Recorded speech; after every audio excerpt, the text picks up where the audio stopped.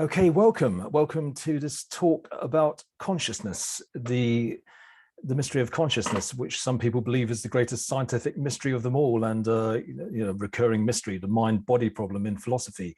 We're going to basically tonight show that there really is a solution to the so-called hard problem of consciousness.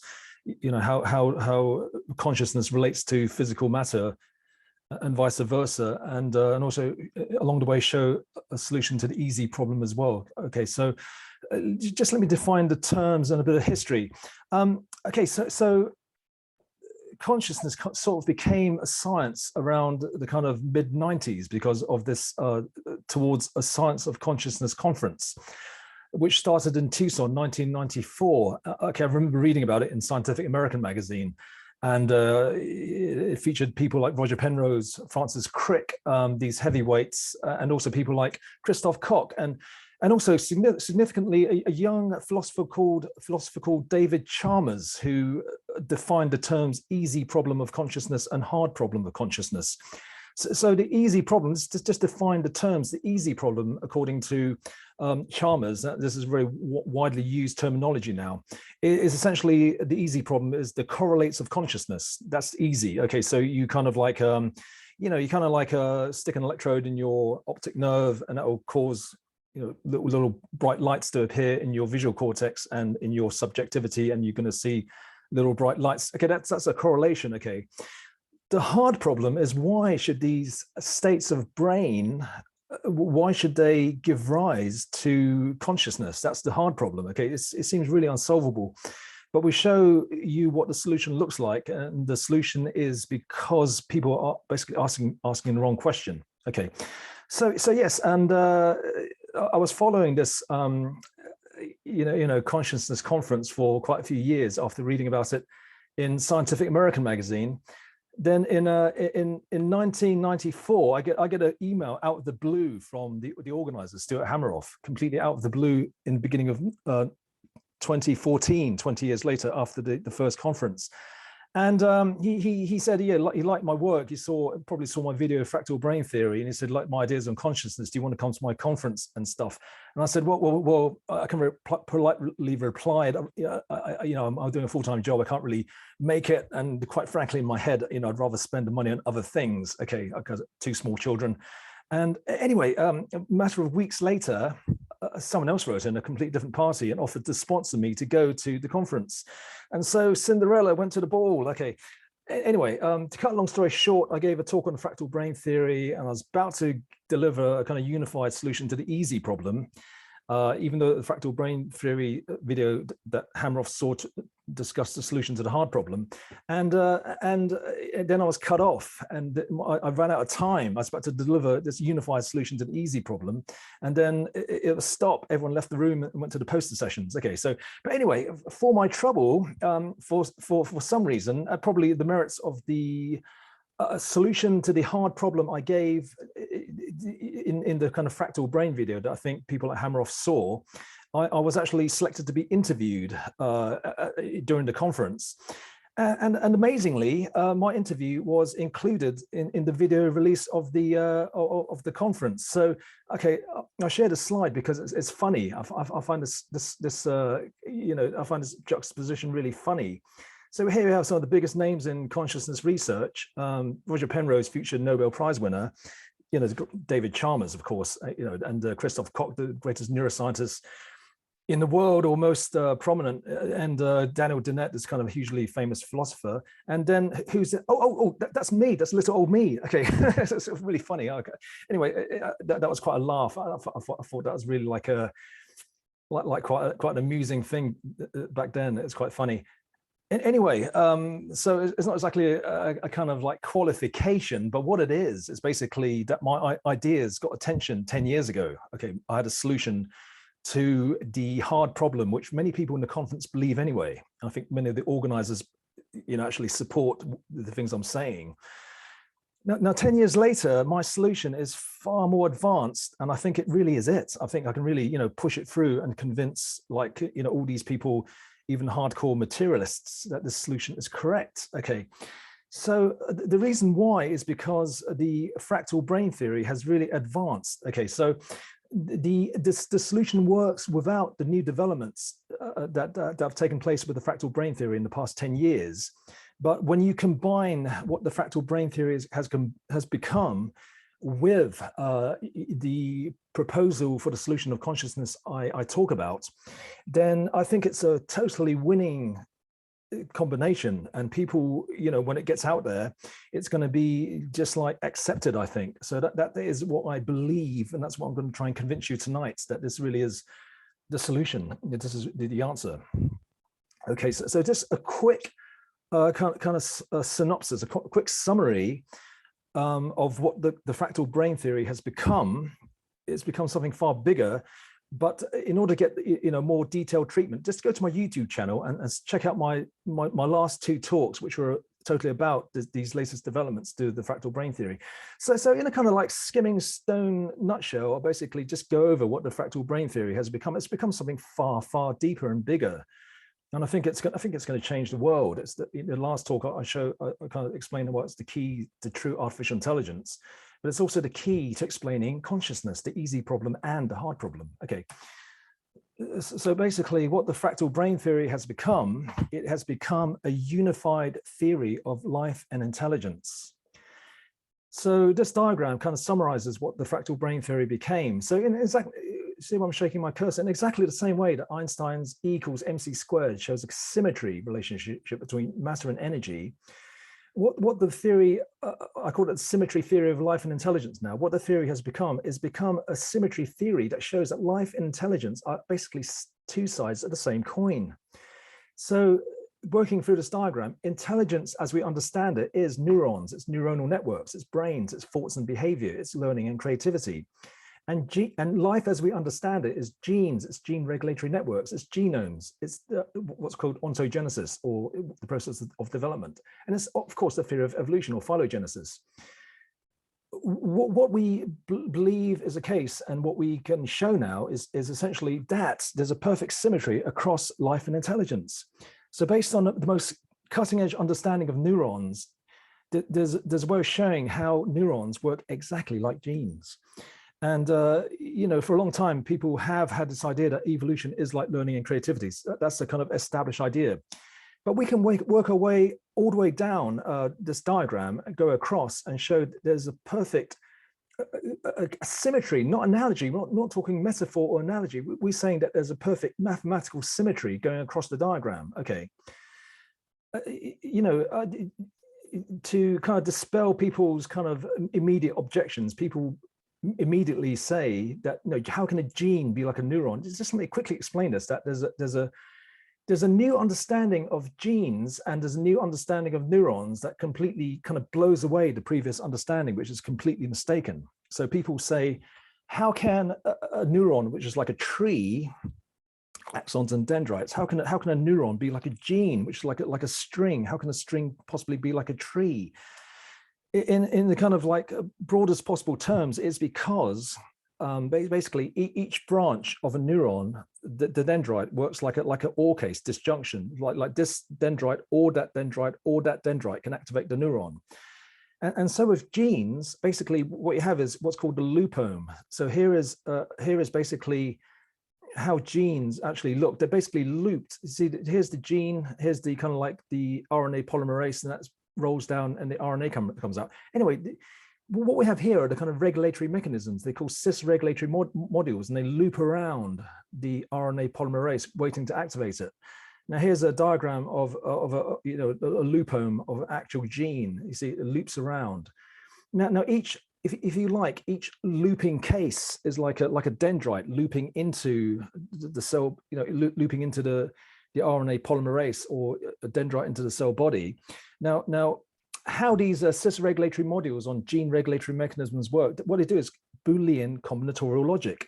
And they can also do summation, like neurons can do summation. Now, the most cutting edge understanding of neurons is showing us that basically neurons, instead of being simple additive devices, they're basically doing complex Boolean algebra. That's what they're doing, complex Boolean operations, complex combinatorial logic.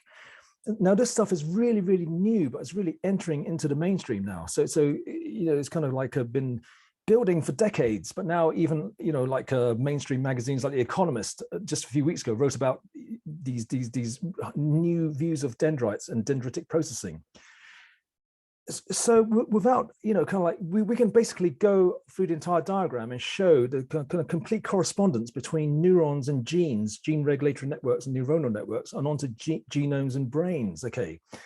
Now, the other staggering thing that's happened, so I'm kind of doing a skimming stone kind of introduction of the new developments of the theory without actually going into minute detail, which we've done in the past 2 talks, as to the specifics of what I'm saying, okay? Now, the other incredible thing that the theory has become, now, if there's a symmetry going across this diagram, okay, now, obviously, genes and genomes and gene regulatory networks give rise to a body, but then that body contains a brain, doesn't it? Okay, so then, in a sense, the 2 sides of this diagram can be stacked side by side, okay?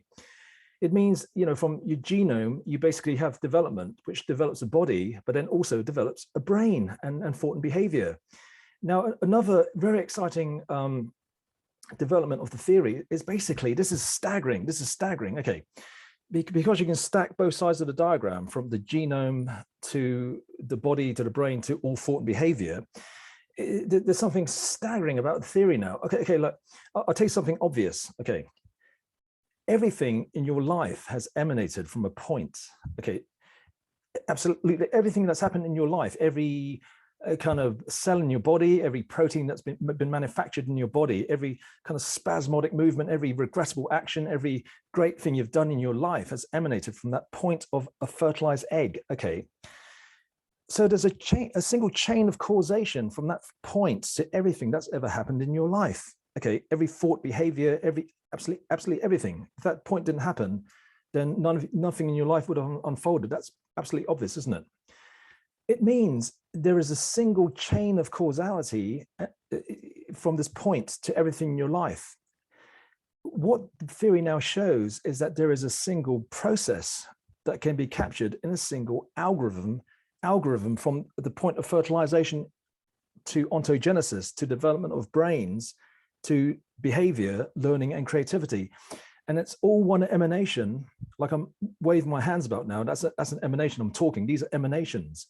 There's a theory which captures everything that emanates from that point of an egg being fertilized, everything in your life, as a single process, a single structure, and a single algorithm. Now, this is absolutely wild, isn't it? We go into detail to explain how that's the case in the previous talks. So that's a very exciting development. The other kind of the other outrageous kind of claim, which I can actually explain quite easily to show you that it is actually true, is the idea that there's a single language. There's a single language that captures this structure, and once we have the single language that captures everything in this diagram, okay, then you can see that there's a single calculus that captures our algorithm. Now, look, the language is basically to describe things in the most succinct possible way, to distill this complex theory into the simplest kind of compelling description. Okay, the language is the language of binary trees. Like a tree, it's basically constantly binary branching. So we think the language of binary trees completely subsumes all your body, all your life, and all your behavior.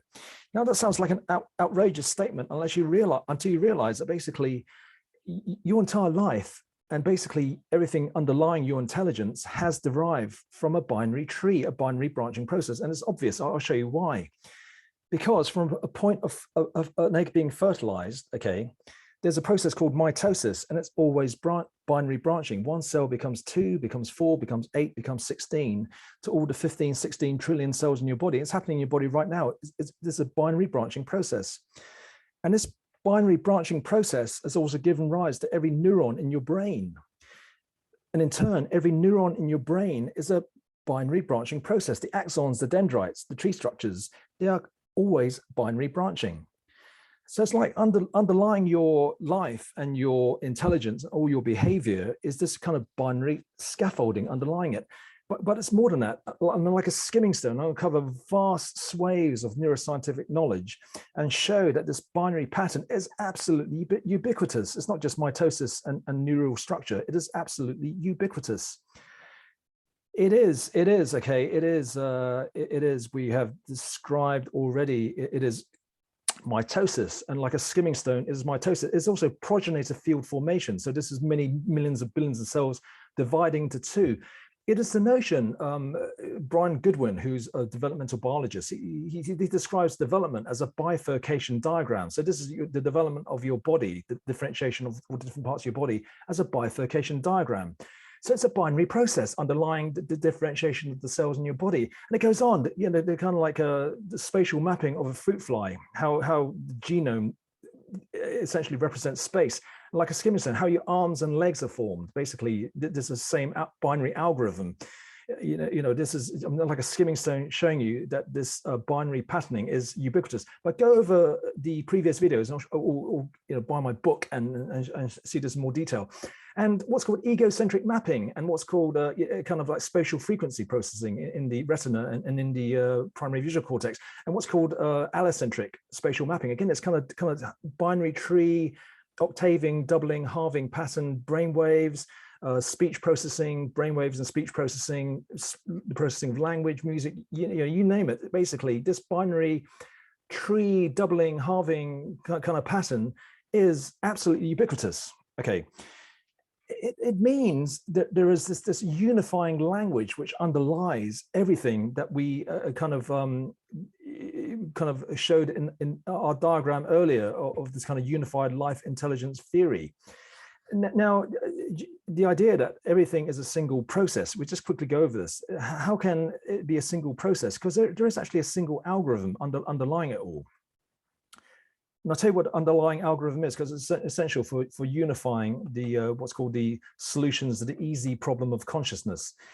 So the unifying algorithm behind essentially everything, okay, behind evolution, ontogenesis, way axons and dendrites work and behavior and thought, it's basically this process of differentiate, select, amplify. Okay, so this is a very universal algorithm. I'll tell you how it works. So evolution, okay, it is a process, it's an algorithm, but it is essentially differentiate, select, amplify, because what you're doing, okay, differentiate, obviously that's creation of variation, different species and variation within species. Amplify is obviously natural selection. You're amplifying certain individuals to be selected, and they breed more and they kind of represented in the population more. And then that's the amplification. They actually, the genes are represented more now. Okay, so that's evolution as differentiate, select, amplify. But how neurons work is also differentiating into space, literally moving into space and actually differentiating, moving as axons. And then they're selected according to very specific criteria called spike time dependent plasticity. And they're literally amplified, long-term potentiation, literally strengthened. Okay. But then behavior is also in time, is also differentiate, select, amplify. There's a kind of reinforcement learning circuit involving dopamine. And as you behave, as you go out into the world, you are behaving, but all these kind of potential behaviors that differentiate are selected for. They're reinforced by this kind of chemical called dopamine. To cut a long story short, it means that there is this way of looking at all these separate things like ontogenesis, like evolution, like behavior, like the behavior, the actions of neurons, which shows there's actually a common underlying algorithm. Now, these things seem very different, but just get slightly technical, but in a very kind of visual way. I'll show you basically all these different ways of differentiating, selecting, amplifying are just different modes of the same algorithm. Now, okay, the first mode is you're differentiating, selecting, amplifying into space. So neurogenesis is exactly that. So basically you differentiate into space, your cells divide, you form different parts of your body. There is a selection process. Your genes will select certain parts of your body to die, essentially, to wither away. And certain parts of your body get amplified. They get blood vessels, they get skin, they get bone, they get strengthened. Okay, so that's differentiate, select, amplify into space. Now, this diagram here is going across space. Now, you see the first diagram, I've created 4 cells, okay? But the second diagram, what I'm doing is I'm representing combinatorial codes. So in each cell, I can put in a 0 or 1. And by going across, you see these numbers 1, 2, 3, 4, I can basically, I'm essentially creating a hierarchical binary tree structure going across. And as we get to the end, this represents every single permutation of zeros and ones I can put into these 4 boxes. So, okay, to make the explanation easy, a diagram is in order here. So you know, like in computer operating systems, you have basically, you go across and you basically type in, okay, this is, it shows my taste and behavior. You might have the C directory, your hard drive. You might have the root directory, my documents, my music, rock and pop, Elvis. Oh my God, he likes Elvis. Okay, yeah, I do. He's a great singer. You know, does really good covers, I think. And you can do the same for the brain. So at the root directory, you have emotion centers as a hierarchy. They have social cognition centers, and they have cognition centers. They have planning and behavior. It's like a hierarchy.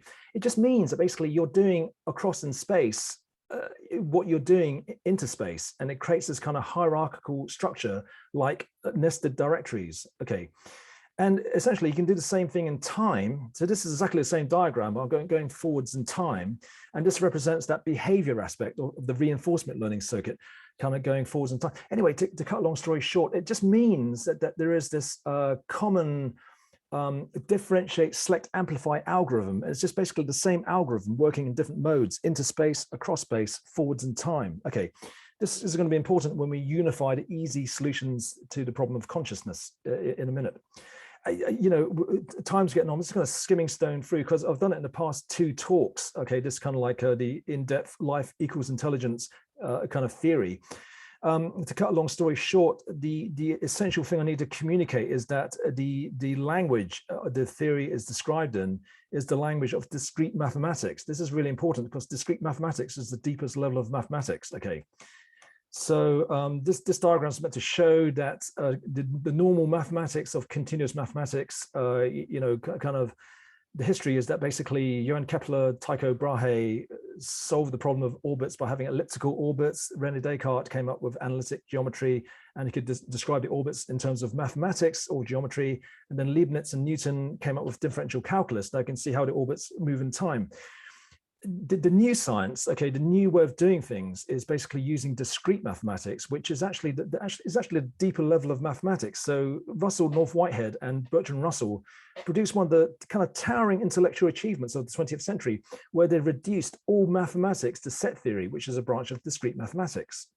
So we think that in order to really understand the brain, you have to basically encode the theory in terms of discrete mathematics.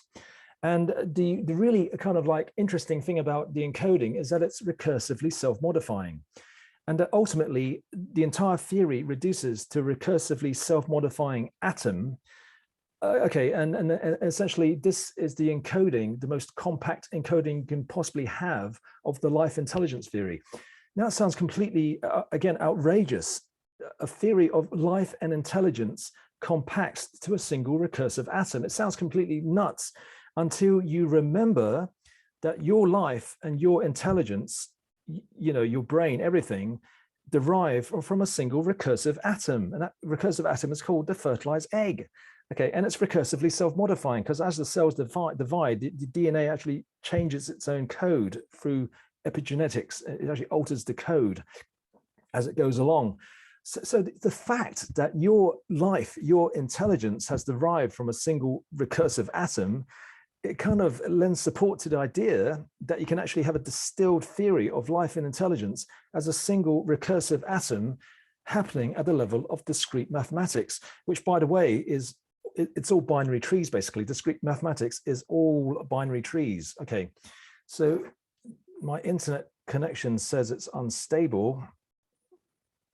Okay, I'm going to change. I've got 2 kinds of internet. Okay, I got ADSL, which is slower, and I got 5G internet, which is slightly more unreliable. So I'm going to switch. There might be a slight glitch. I'm going to switch to my ADSL, which is more reliable, but a tiny bit slower and slightly higher latency. So hopefully there's no glitch. Okay, it's still going. Okay, fantastic. Okay. Okay, where was I? Okay, so look, this kind of sets the stage for why this new development in the fractal brain theory in terms of this unified life intelligence theory will now allow us to solve the easy and the hard problem of consciousness. Okay, so just basically like a skimming stone gave an introduction to the latest work to do with the fractal brain theory. Okay. Now there's 2 reasons to believe why the theory is correct, and it's because two reasons. Well, 3 reasons really. The first reason is it applies the most fundamental principle of symmetry to understanding the brain, life, all life and intelligence. Now, it's been said that if you want to kind of distill the idea of science in a single word, then that word is symmetry. Now, some people say science is possible because there's symmetry in the universe, but it goes further than that. Some scientists and philosophers say that science is symmetry. Okay, so symmetry is this fundamental concept. And because the theory is essentially the application of the idea of symmetry and symmetry breaking to understanding the brain, life, and intelligence in the simplest possible language of the most minimal formal axiomatic system, the most basic, most fundamental level of mathematics you can possibly imagine, that tells us that the theory itself is something quite fundamental. Okay, there's another reason to believe why the theory is not just why it's correct. And this theory, Einstein called this principle, he called it, I'll skip over all this stuff here. Einstein called it the miracle creed. Okay, I watched a kind of like interview of Noam Chomsky the other day. Noam Chomsky, really great intellectual, really smart guy. Okay, and it was on this podcast called Machine Learning Street Talk. I mean, highly recommended. I mean, check it out. Basically, he was skip the diagram. He talked about at the end of the interview, he basically said that Noam Chomsky said, okay, I'll quote him, basically, the reason why scientific theories are right. Okay, so he said, okay, quote, what Einstein once called the magical creed.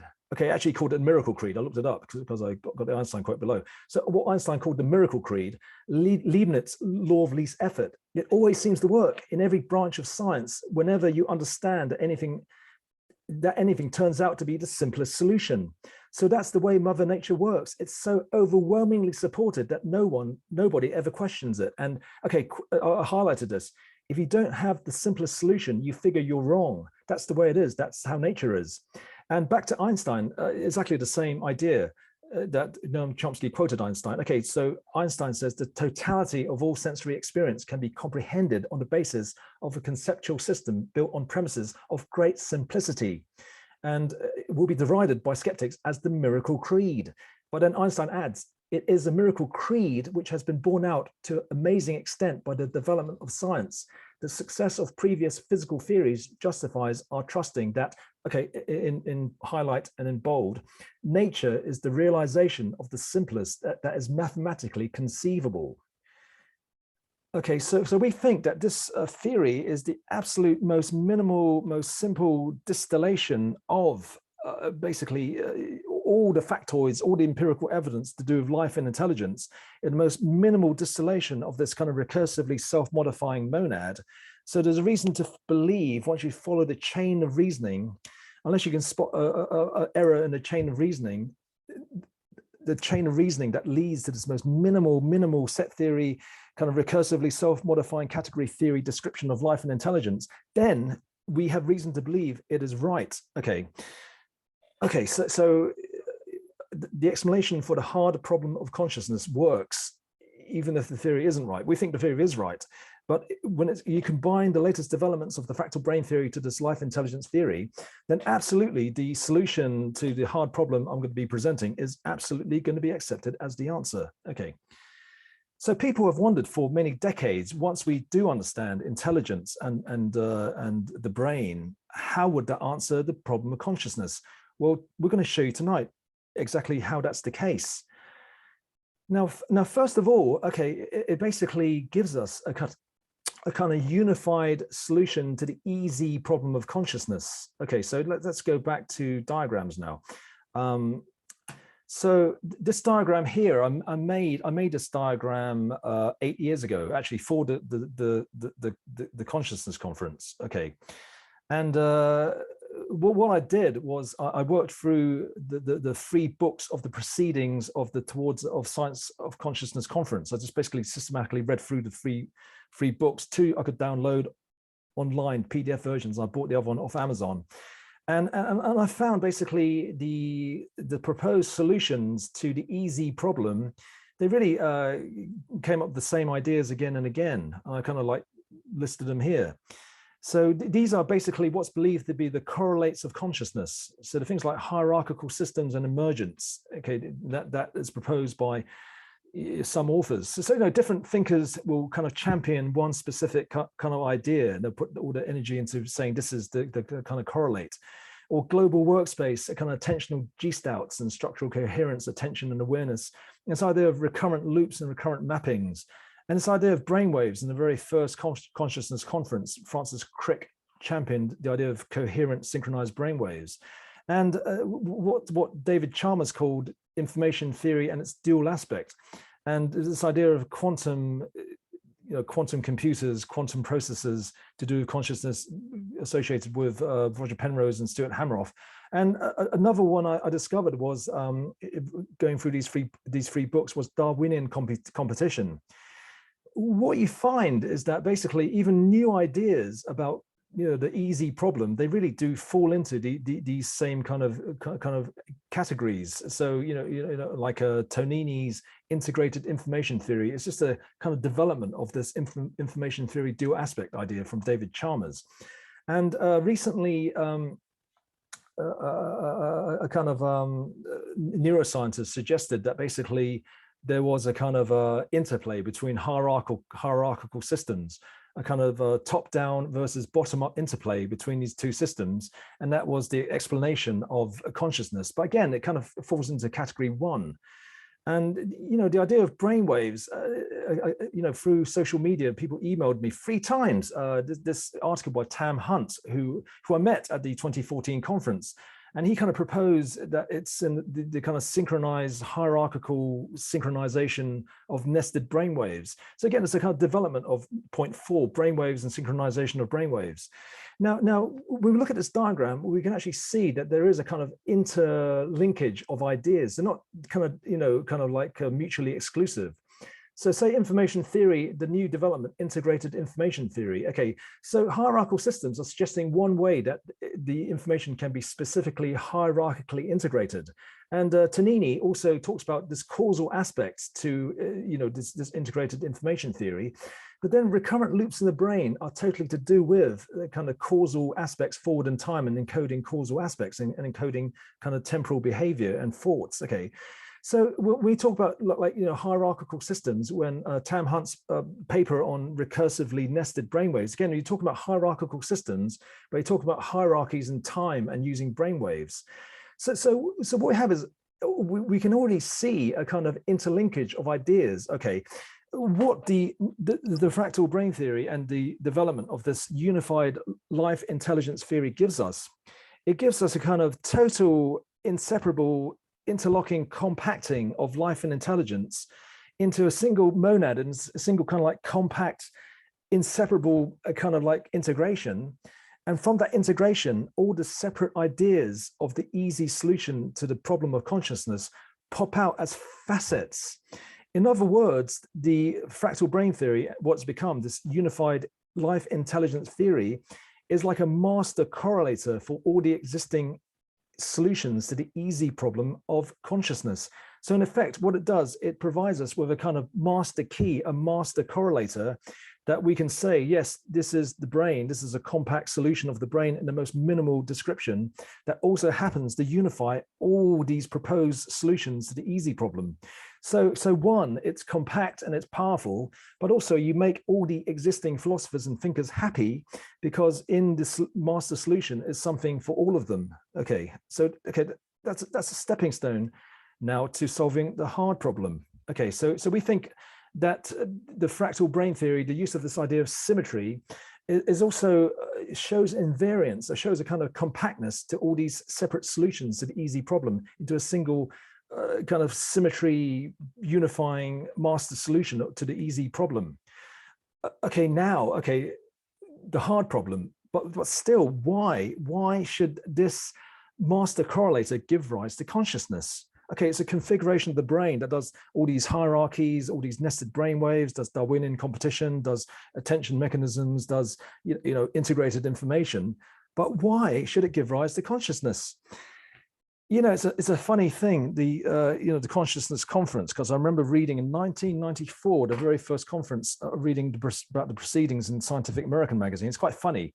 at the end of the conference, okay, all the journalists, including John Horgan, the scientific American staff writer who wrote the article, they all got together, all these, the kind of New York Times, the Financial Times, Washington Post, they all got together in a kind of journalist huddle, and it all mutually agreed from what they've heard in the conference that nobody knew what they were talking about.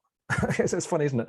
Anyway, 20 years later, the conference I attended, the last session, the last kind of meeting, the last, scheduled session was a kind of assessment, a kind of reappraisal, a kind of looking back on the past 20 years to try and decide what progress has been made, okay, in the past 20 years. And a kind of mutual agreement was that, well, hardly any progress. Okay, there's been a bit of sideways movement, a bit of panpsychism, a bit of integrated information theory that isn't a solution to the hard problem. And, in terms of solving the hard problem, it's kind of mutually agreed that there was essentially no progress. Now, why? Now, why should that be the case? And how can you make progress? Okay, there's been no progress because they're basically asking the wrong question. Okay, the assumption, and it's quite an easy assumption to make because it seems quite obvious until you pick it apart, is that the brain gives rise to consciousness. Okay, how can it be any other way? Well, we're going to show you how it can be a completely different way in a minute. Now, it's so taken for granted that it's just not doubted. It's called physicalism. It's called materialism. There's a physical world out there. It exists. And your conscious experience derives from that physical world. Okay, so your consciousness somehow derives from physical matter. And that's the great mystery. But how? How can qualia, this subjective experience, this, me looking at you, this computer screen, this, feeling of being, this kind of like subjective first person subjective experience, how can that derive from the human brain? That's the mind-body problem. We think essentially the working assumption is wrong. Okay, and we're going to go through two arguments that try to support materialism or physicalism that seem to persuade people that it's the assumption is infallible, but it's not. I'll show you why. Okay, first, there's the argument from causation. Okay, so John Searle, the philosopher, uses this a lot. I did the same argument when I saw him live in the conference and in his interviews and in his documentaries featuring John Searle. He'd argue basically, of course, consciousness is caused by the brain, therefore arises from the brain, because he'll say something like, yes, so I drink this bottle of wine and it's causing, the alcohol's going into my brain, it's causing stuff to happen in my brain. And I feel the subjective, first person subjective conscious experience of being drunk. Therefore, the bottle of wine has caused something to happen in my brain, and the brain has caused consciousness, the experience of being drunk. Okay, so that sounds watertight, doesn't it? How can you argue against that? Well, because new developments in physics absolutely do argue against it, and I'll show you why. Okay. Now, it's always been known that the laws of physics are time reversible. They work going forwards in time and backwards in time. Okay, that's been known for decades, for centuries, okay, for a long time. Now, what new developments have emerged, which basically show, they've emerged from the two leading contenders for unified theory of all physics, which is loop quantum gravity and superstring theory. Both these theories are saying basically there is, before the Big Bang, there is a kind of another epoch of the universe where time flows backwards. Okay, so as a head twister, what it's saying is basically in our epoch, time flows forwards and is cause and consequence. But there is another epoch before this epoch where basically time flows backwards. What it means is basically there is no privileged state of forward causation. There's no kind of like, a privileged state of cause and consequence versus destiny and necessity. That time flows forwards, it also time flows backwards. And then together with these ideas of, a kind of previous Big Bang epoch with time flows backwards are these theories of retrocausality. One example is Yakir Aharonov, who was nominated for the 2009 Nobel Prize for Physics. He didn't win it, but he won a very prestigious US Medal for Science, a very prestigious prize, okay? And he has proposed the idea of time-symmetric quantum mechanics, where his words, he describes a destiny wave function that emanates backwards in time and it pulls a kind of inverse causality, pulls the universe and world history towards a set conclusion. It means John Searle's argument is basically just one way of looking at things. From this perspective, it looks like, yes, you're causing consciousness, but there's another view where basically things need to happen for certain states of consciousness to be. You see, they're equivalent. You can't say, the matter is causing consciousness, because it works the other way as well. Okay, so basically it nullifies that argument. The other kind of like, the idea that basically, the idea is straightforward from physicalism. How can it be any other way? There must be a physical reality out there. I mean, it's so obvious, isn't it? But it's obvious in the same way that like the world is flat was obvious for a really long time. Okay. Now, funnily, in the 20th century, okay, from quantum mechanics, okay, kind of seeds of doubt were sown into this idea of physicalism and materialism. So without going into abstruse details, for instance, quote, John Wheeler, who worked with Albert Einstein, quote, according to quantum mechanics, there's no out there out there. Another famous quote from Abraham Payas, okay, who was Einstein's biographer. Okay, it's actually, Einstein asks him, so Abraham, if you're telling me if I don't look at the moon, it doesn't exist. Okay, so Abraham Payas was himself an accomplished physicist, quantum physicist. He also subscribed to this idea called idealism. Basically, it doesn't. Consciousness is first. Okay. To be fair, okay, there are other interpretations of quantum mechanics, okay, to save the idea of a kind of objective, physical, material world on which kind of like consciousness is based. And that theory is called the many worlds hypothesis, which itself is problematic. It's believed by about 40% of physicists. I heard in an interview of Paul Davis said the other day. But that's also problematic. The other alternative is what's called idealism. Okay. Let's explain what idealism and explain why there is this really tight connection between quantum mechanics and idealism. There's this really tight connection between the founders of quantum mechanics, most of whom were German speaking, and what's called ontological idealism, which was heavily part of the kind of German philosophic intellectual tradition. Okay. Now, when I say idealism, I don't mean idealism in the sense of I dream of a better world where people are nice and kind to each other. That's one kind of idealism. The kind of idealism I'm talking about, it's ontological idealism. It's about the nature of existence. So it's basically two competing camps. One is physicalism, materialism. It's a physical world. Existence is matter, it's material. And that consciousness derives from matter, from the physical world, physical brain. The other is idealism, that it's consciousness, qualia. It's this subjectiveness. It's this basically this feelingness, this pain, this I'm not in pain. I actually feel quite good, but this kind of like this feeling of wellness, this feeling of whatever, this feeling of taste in my mouth, the smell of a rose, etc. That's subjective, first-person subjective qualia, subjective experience. Idealism holds that this is primary, this is what's real, this is what's kind of actual, okay, this is what's kind of like what's actually the case. Okay, so if we go to the roots of idealism, yes, it's not just German-speaking kind of philosophers, because obviously George Berkeley is famous for his esse est percepi, to be is to be perceived. Now, he was a kind of explicit idealist. Okay, so he's an Irish philosopher whose work probably derived from Descartes. So Descartes kind of set the stage through his I think, therefore I am. He's basically reasoned that basically the only certainty he could have is his, essentially first-person subjective conscious states of mind. I think, therefore I am. That he even reasoned that the physical world could be the creation of some demon who's meant to fool him, that it doesn't necessarily exist.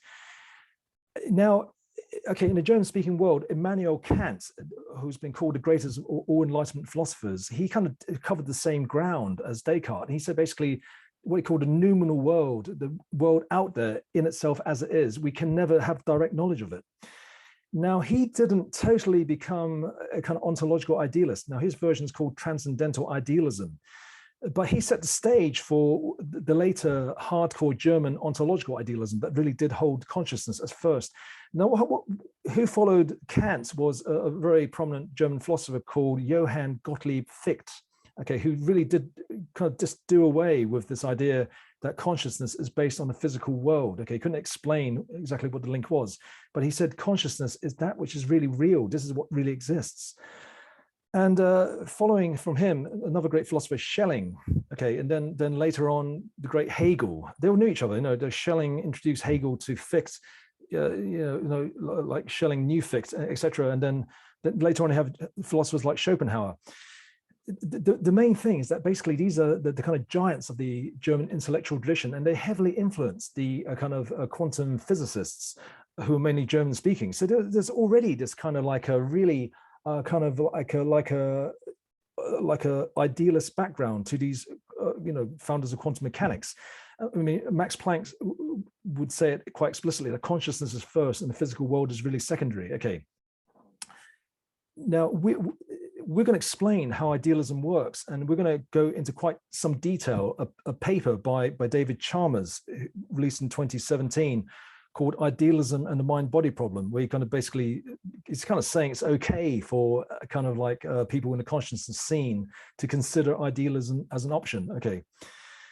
What I'll also add is that apart from quantum mechanics and German ontological idealism having this really tight interconnection with each other, both of them, the German founding speakers of quantum, German-speaking founders of quantum mechanics and these philosophers, there's also a very, very tight connection between idealism, quantum mechanics, and what you might call the esoteric religion, the kind of hidden religion, kind of Western Hermetic, Gnostic Christianity, whatever. There's a really tight interconnection. So, for instance, Johann Gottlieb Fichte was a Freemason. He was in the same Freemason lodge in Zurich as the great Johann Wolfgang Goethe, another giant of the German intellectual world. And Schelling was also believed to have joined the Freemasons. Schelling knew Goethe really well. And Hegel was heavily connected with Freemason families in Switzerland, and also hung out in these kind of Freemason hangouts. He wasn't himself a Freemason. What it means is basically he was exposed to these kinds of esoteric corpus meticum ideas, and entire books are written about the idea that Hegel's entire philosophy is essentially adapted Hermetic Christianity, which I think is a simple fact. It's just basically where his philosophy comes from. Okay. And when we turn to quantum physicists, they were all into this kind of, not just Eastern philosophy, but also Western esotericism and Hermeticism. The most kind of like Hegel, who claimed to be God, he thought he was God.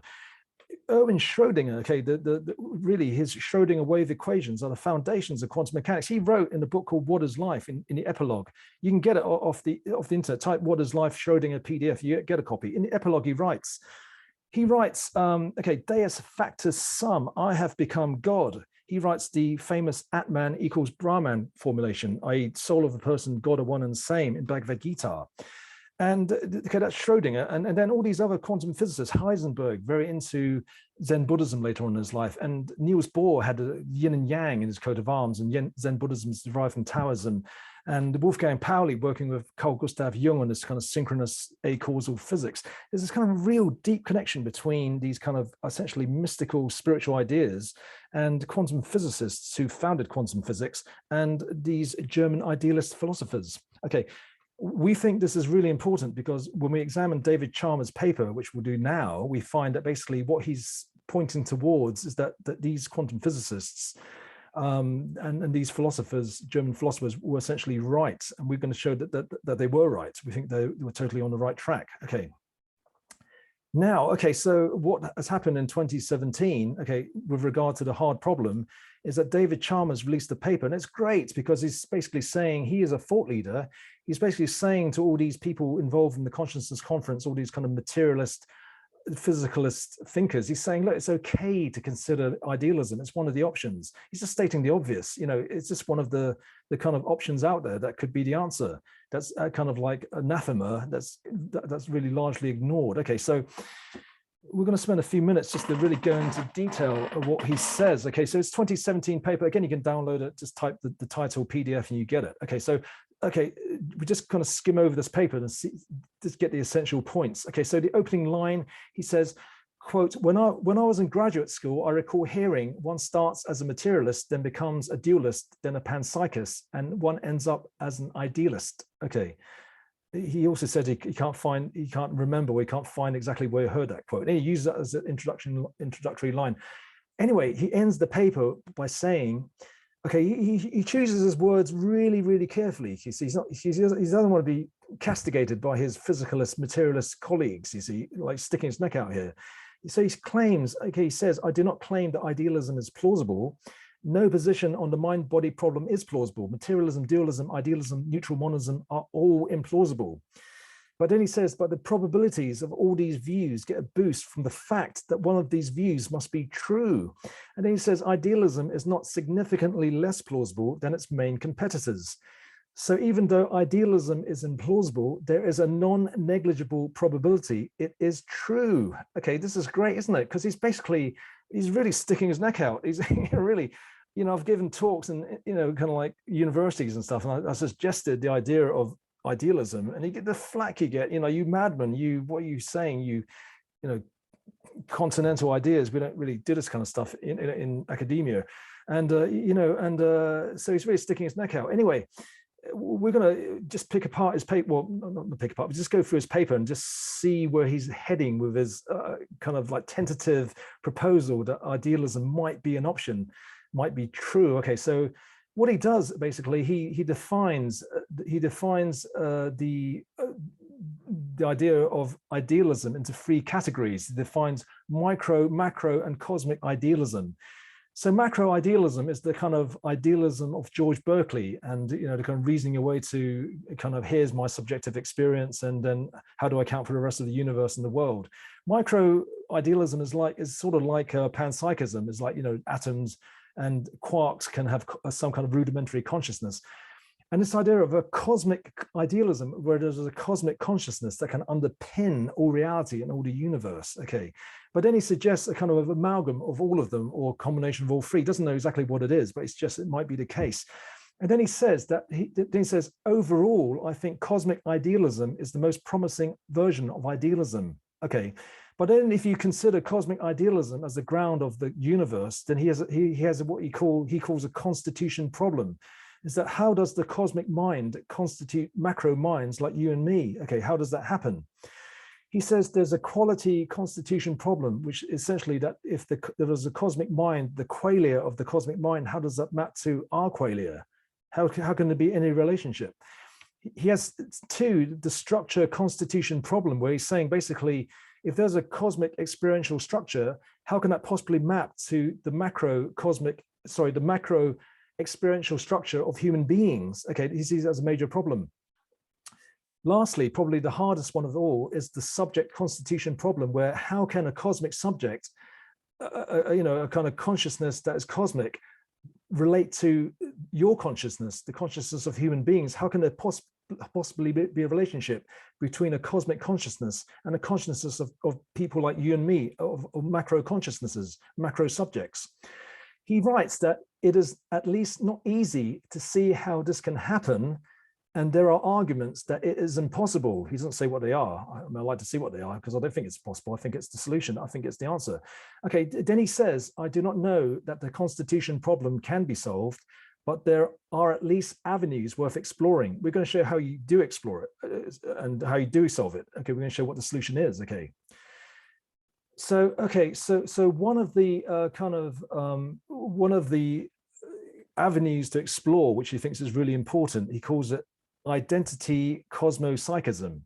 It is the idea that the cosmic consciousness and the macro consciousness are one and the same. So he's considering this option, okay, which is great, because it was what these great quantum physicists, the founders of quantum mechanics, and these great German idealist philosophers believed in. Okay, so let's go into examine what he's saying. Okay, so basically he's saying that there is this possible way of solving the constitution problem using identity cosmopsychism.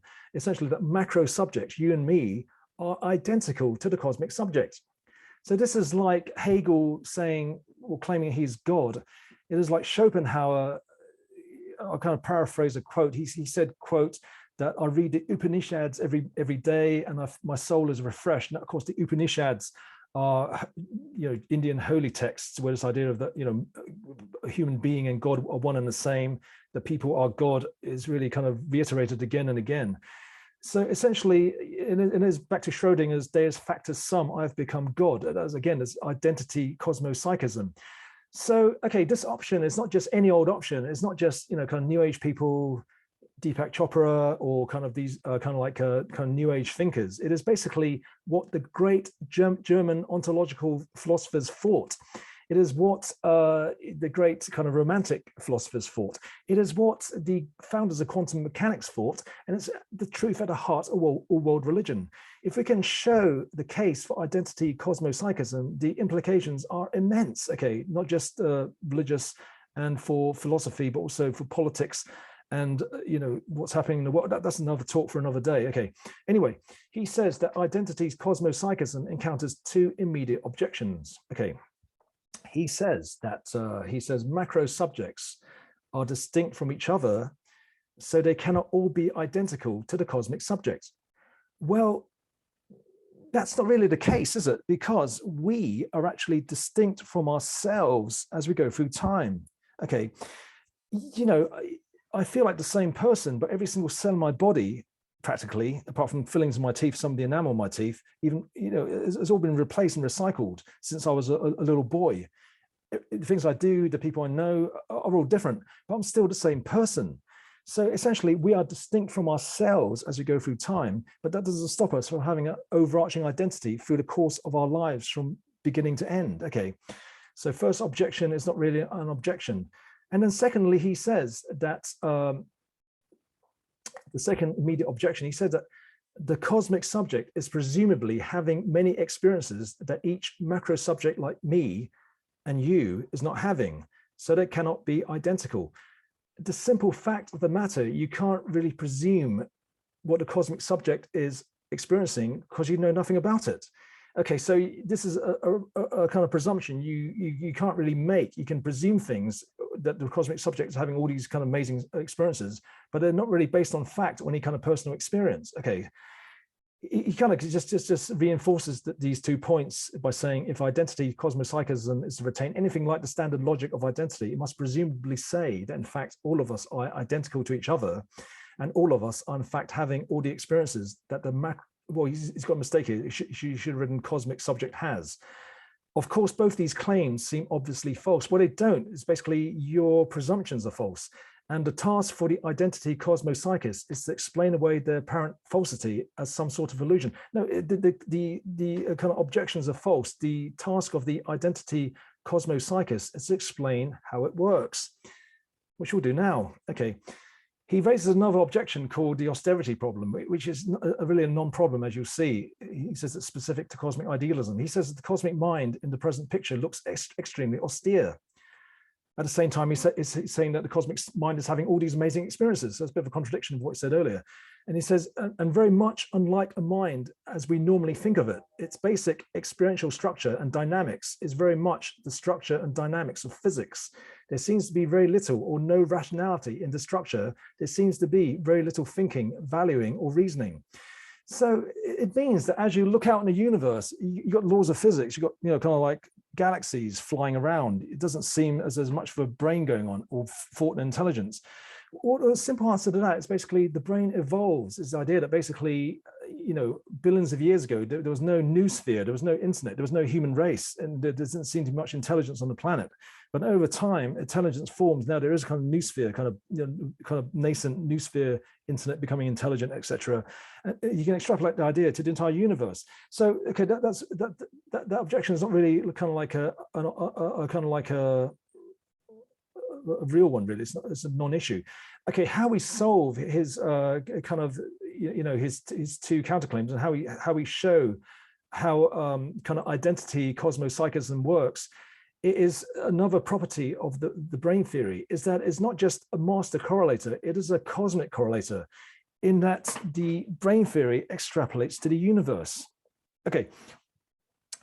Now, this diagram shows point by point. We'll go through each point, and it shows how a fractal brain theory that's based on its most basic recursively self-modifying trick happening at the most fundamental level of mathematics can indeed extrapolate to what we know to be the case in the universe. Okay.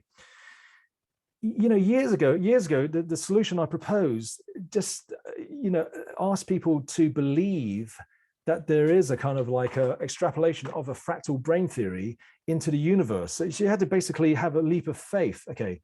So what's happened now is that instead of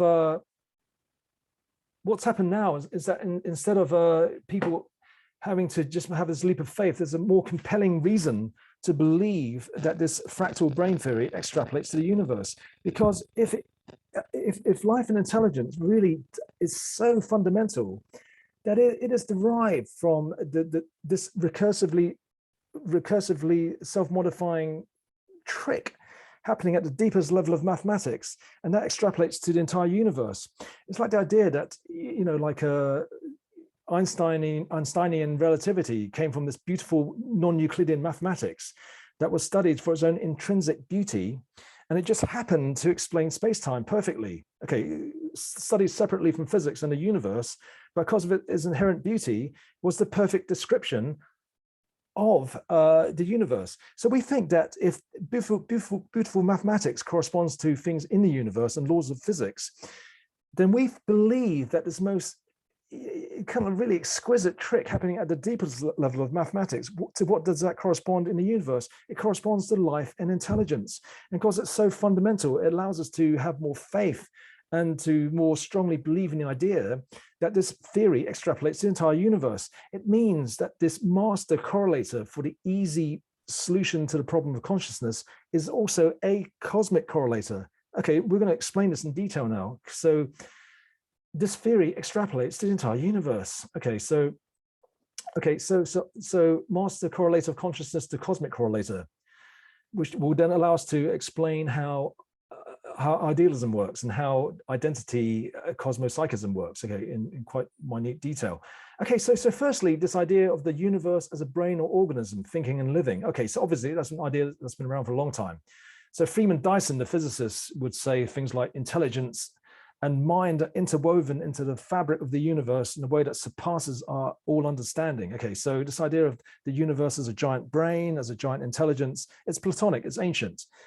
And this idea of the universe as living, Robert Lanza, the medical doctor, is very well known for this idea that life is fundamental to the universe, and this idea that the universe becomes one gigantic organism. Now, it's stuff of science fiction, but it's plausible. What it means, once you have this unified theory of life and intelligence, it essentially means that basically you have this extrapolation of this unified theory into the universe, and this kind of microcosmic theory of life and intelligence becomes essentially a theory of the universe, because it extrapolates perfectly. Now, the other thing, that might seem like speculation, but what we have found in point 2 is that the universe is indeed fractal. It is basically self-similar. So this is what fractal means. This is like fractal kind of broccoli, cauliflower. It means that it's self-similar. Kind of the overall shape is represented within itself. Dodecahedron, little dodecahedrons reflect the big dodecahedron.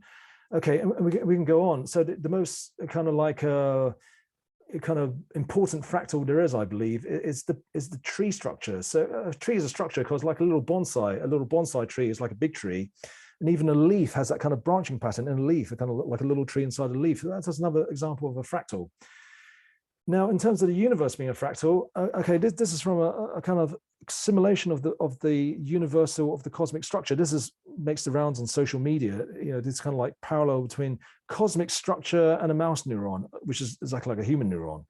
Now, this simulation, we have a dynamic. So it's basically a simulation. It just shows that these tendril neuronal structures is a completely fractal thing. They're represented at all scales. This is a fly-through of the universe. So it's not happening at galactic scales or intergalactic scales. It's happening at all levels. This is the way matter in the universe is distributed. And over time, basically, you have this flat distribution. It will coalesce into these tendrils over time. And that, the idea that the universe becomes this fractal structure.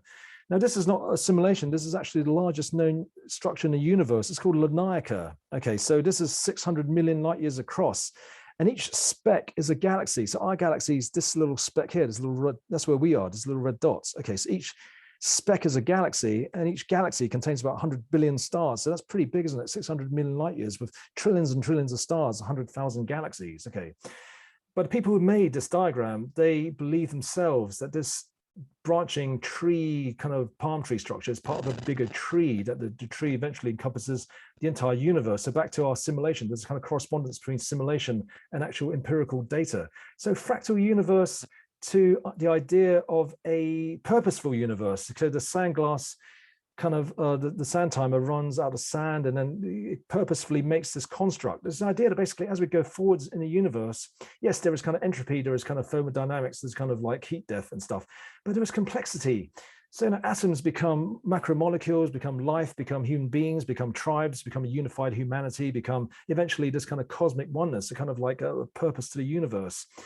And then there's this idea of cyclical universe. Okay, so you have this kind of like a cosmic cycle of a kind of like this is us going forwards in time, well, backwards in time, I'd say, a kind of like divergence. And what we represent here is basically the idea of, holons coalescing as we go forwards in time into a overarching holon containing every single subholon in the universe.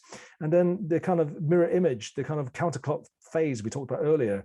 And then, the other point is cyclical universes. You just join all these cycles up into one infinite chain of universes. Okay, what this means is that basically Chalmers' two objections are basically met, because it means that basically if the brain theory extrapolates to the universe, then the first thing about how do you constitute the qualities of the cosmic consciousness to the macro consciousness, people like you, well, yourself and myself. Okay, there's a principle in philosophy called organizational invariance. Okay, it means that basically I assume that your conscious experiences are like mine because your brain is structured like mine, and with this master correlates, I can assume it is like mine. Okay. That's called structural invariance. Okay, now let's stick in another idea of scale invariance, structural invariance. It just means that basically we take things to a bigger scale. Okay, a brain the size of a galaxy, or the brain the size of a planet, or the brain the size of a universe. Then through this idea of organizational invariance or structural invariance, it means basically there's actually good reason to suppose that these cosmic beings, galactic beings, actually having identical qualities or qualia as myself, because it's just basically the same structure, but on a bigger scale. Now, because we have this kind of fractal structuring of life and intelligence that extrapolates to the universe, then again, his second point of kind of the structural constitution problem is again solved, because it's a fractal brain. It's scale invariant, basically. It's the same structure. It's basically the same theory for the universe and for galaxies. Okay.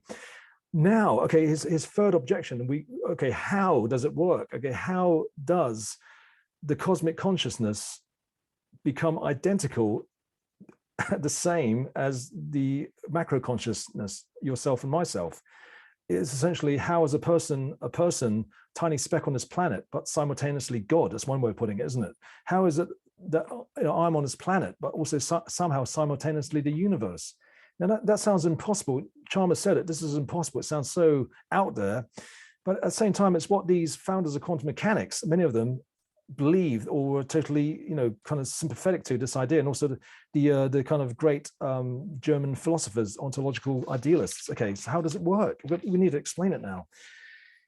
Okay, so the last 2 points on the diagram really are the key to showing how this way of explaining ontological idealism using identity cosmopsychism, how it works. Now, the last 2 points, just go back in our diagrams. The last 2 points are the idea of an informational and algorithmic universe. Again, these are very current ideas in physics. This is none of the stuff I've talked about is really fringe physics or fringe science. They're actually widely believed by quite prominent scientists like Freeman Dyson and all these kind of like quite famous names. Okay, points 5 and 6 give us the key to solving the problem of idealism. It's the idea of an informational and algorithmic universe, the idea that essentially the foundations of existence is essentially information. But hang on, information doesn't really exist. Information is something that is on top of matter, the organization of matter, isn't it? But ultimately, information is just something ephemeral. Okay, so this is a very trendy idea in physics, that ultimately the basis of existence is informational. In other words, it doesn't exist. The other idea is this idea which has been going around for centuries, millennia, is the idea basically the nature of physical existence, of material existence of the universe exists in the same way that mathematics exists. It goes way back to Pythagoras. The universe is a number, and even before that, Plato's forms, etc. The idea that there is these kind of mathematical objects which exist transcendentally, but also the idea that the universe itself exists in the same way. It is to do with this quote from the famous Eugene Wigner quote, the Nobel Prize winning physicist Eugene Wigner, who said, he spoke about the unreasonable effectiveness of mathematics in the natural sciences. It means that there's somehow this kind of perfect fit between mathematical theories and natural laws in the universe. It is Galileo saying the book of nature is written in the language of mathematics. It is Newton saying that God is a mathematician. There's some mysterious connection between mathematics and the physical world. And we say that it is because the nature of physical material existence and mathematical existence is one and the same. Now, a discovery made in the 70s really helps us to fully understand and appreciate this idea more fully. Okay, so this discovery is called the Mandelbrot set. It is a fractal. It's a fractal. Let me explain the Mandelbrot set, because it really just gives us a stepping stone to really see how the physical universe, not just this physical universe, but every single physical universe can be essentially illusory, can exist in the same way mathematics exists. It doesn't actually exist. Okay. Now, okay, let's talk about the Mandelbrot set, because it really just allows us to understand the nature of mathematical existence, how the universe is a mathematical object. Okay, the Mandelbrot set formula is ridiculously simple. It is that.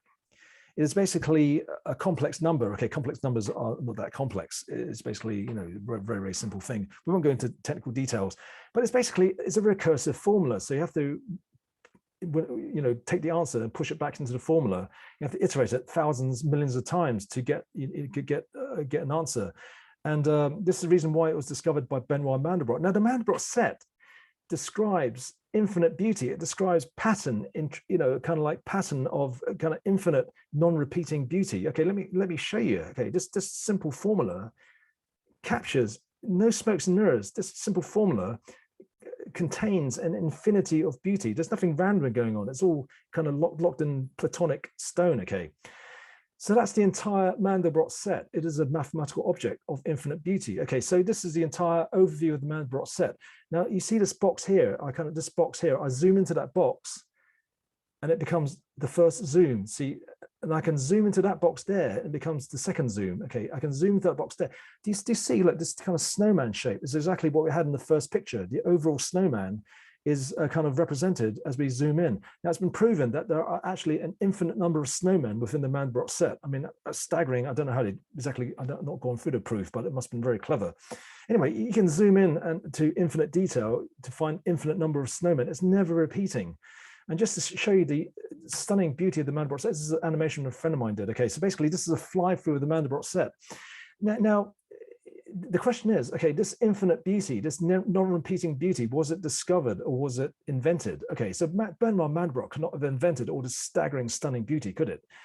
So it was discovered, but before he discovered the Mandelbrot set, where did it exist? And the answer is that it exists platonically, exists in a mathematical realm. Now, the simple answer to the problem of idealism and the nature of the physical reality, the nature of physical existence, the simple answer is that the physical universe exists in the same way this Mandelbrot set exists. It doesn't actually exist. You render it onto a computer screen. In the same way, physical reality doesn't exist. It gets rendered as first-person subjective reality. Now, a good analogy is virtual reality. You don't reach through your computer screen as you're playing, Doom or Quest or Quake or Roblox to reach into the things you're seeing on a computer screen, because they're illusory. They're generated by mathematical formula existing in the computer, projecting onto your VDU. Okay, so this is basically mathematical objects becoming manifest on a computer screen. The Herman Melville had a good metaphor in the 19th century before we had computer screens. Okay, Herman Melville said in chapter 36 of Moby Dick, this is the same chapter 36 where Captain Ahab claims to be God. Okay, well worth reading. Okay, chapter 36. But anyway, the metaphor he uses, Herman Melville, is basically Captain Ahab says, okay, he says that basically all, quote, all visible objects, man, are but as pasteboard masks. Okay, pasteboard masks is a hollow thing. It's a kind of projections. So everything you see, all visible objects are but as pasteboard masks. But there's some unknown yet reasoning thing puts forth the moldings of its features from behind the unreasoning mask. And then he goes on to say, if the prisoner would reach out and punch through the mask, for how can the prisoner escape but by thrusting through the wall? And then he says the white whale is that wall. Okay, so Moby Dick is this idea of hunting a whale, but what he's saying is basically reality is illusory. But what he's seeing is basically your physical reality. It's like a pasteboard mask. It's like a VDU screen. Okay, it doesn't actually exist. Okay. Okay, let me explain, okay, in detail how this thing works. It means that physical reality exists in the same way that the Mandelbrot set exists, but what it's doing, okay, in the same way that the Mandelbrot set configures the pixels on your computer screen by configuring the video memory on your video card, okay, what this equation of the universe and all possible universes is doing, it's configuring information. It's configuring the information that many physicists believe is the basis of the universe anyway. So in the same way we have information contained in the memory of your video card, it gets configured by the mathematics describing your virtual reality. So this equation of the universe is configuring the information that is the basis of physical reality into structures, into thermodynamics. So basically this is the universe, this is the atoms, this is the collapse of the wave functions into definite places where the particle is. And basically this mathematical object is configuring reality as we know it, the physical world. But now, if this object is configuring reality into physical thermodynamics, into brains that contain this kind of algorithm, this master correlator, then it means that basically this information is configured in such a way that it is the master correlator. And then in that master correlator, we insert our qualia, because that is first-person subjective reality, and that's what actually exists. So we start with one assumption to explain the idealism thing. Okay, one assumption is all you have. Okay, so we say that basically to explain consciousness, instead of trying to reduce what you definitely know, one consciousness, your qualia, your first-person subjective reality, instead of trying to reduce that into the physical brain or physical reality, which is shot through with paradox, which you can never know anyway, according to René Descartes and Immanuel Kant. There's a kind of consistency. You're starting from what you do know, and then you're trying to explain everything else from that. Now, armed with our kind of equation of the universe, configuring the information underlying, thermodynamic description of the universe, it means that basically your life can be seen as basically this configuration of thermodynamic configurations of atoms in your brain corresponding to the master correlator, into which the qualia, which actually do exist of the one consciousness, are configured to create first-person subjective reality. So you see a physical reality out there. You can even probe into your entire physical brain, but it doesn't exist. But what is existing is the qualia that is basically correlating, not caused by the brain, but it's corresponding with the master correlator, which is being animated by your brain, by your physical brain. Okay, so imagine your life from beginning to end as a kind of chain, as a string of pearls on a string, because each conscious subjective moment is like one pearl on the string, one bead on the string. Okay, you might even want, the brain operates at 40 hertz.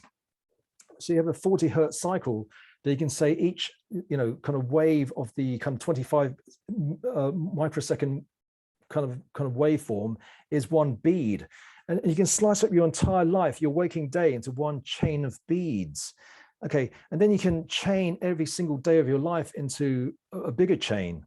Then your entire life from beginning to end becomes one chain. Okay, so that's your life. And that's basically one flow of consciousness through thermodynamic configurations of space and time that also happen to represent your brain in a physical reality. And that is your, basically, that is your life from beginning to end, one chain of consciousness, your first person subjective reality. Okay, so that's one consciousness that explained, okay, your consciousness. And now we need to account for all the other consciousnesses in the universe. Because if we go around saying, oh, I'm the only consciousness and no one else is conscious, you're going to behave like a goddamn psychopath. Okay, so you got to have, to have empathy, you got to basically understand, rationalize that everyone else is conscious too. But how do we solve the conundrum? We start with one consciousness, and reality has become illusory. Now we have to explain how everyone is also the same consciousness. Okay, how do we do that? And then how is that same consciousness the cosmic consciousness? Back to David Chalmers. Okay, here is the solution. Okay, in the same way you can have a bead for every moment of your life, you do the same for every entity in the entire physical universe from beginning to end. Now if you imagine block universe from beginning to end, okay, and you imagine a kind of single bead for every entity from beginning to end. Every sentient being has a bead. Okay, the solution is actually utterly simple. It's actually utterly simple. Back to our miracle creed, the simple solution is the right solution, we believe. Okay, we think it's the right solution. So let me help you visualize. Okay, so basically you're going to explain the identity cosmopsychism problem now. Okay, so it means that okay, like this is like a way of visualizing it. This is classic nesting Russian dolls, but these are fractally nested Russian dolls. So you see, it's like a Russian doll. Now imagine that the overarching Russian doll is the cosmic Russian doll. It's basically a cosmic consciousness that contains all the other consciousnesses. And these dolls might be kind of sheets of galaxies, like Lanaika, like hundreds of billion light years across, and hundreds of millions light years across. And then as we go in, these contained Russian dolls might be consciousnesses whose bodies correspond to galaxies, and then consciousnesses whose bodies correspond to planets. And then you have macro consciousnesses like you and me, and you can go down to micro consciousnosses, etc. Now, the simple answer to the idea of how we can solve the idea of identity pan-cosmopsychism is essentially that all the Russian dolls are basically strung out on a single chain. So in the same way that I can unravel each of these Russian dolls, okay, so imagine that Russian doll is me, and as we said earlier, I can unravel my entire life through a single chain. It means that every single Russian doll representing every single sentient being in the universe is itself a serial chain of life subjective experience from beginning to end. And the simple answer is basically you join all the chains end to end into a single chain of transmigration, you might say, a single chain of succession. Now, this answer is utterly simple, isn't it? It actually sounds quite insane. It just means that you are simultaneously kind of a part of the universe, but at the same time, you're also the entire universe.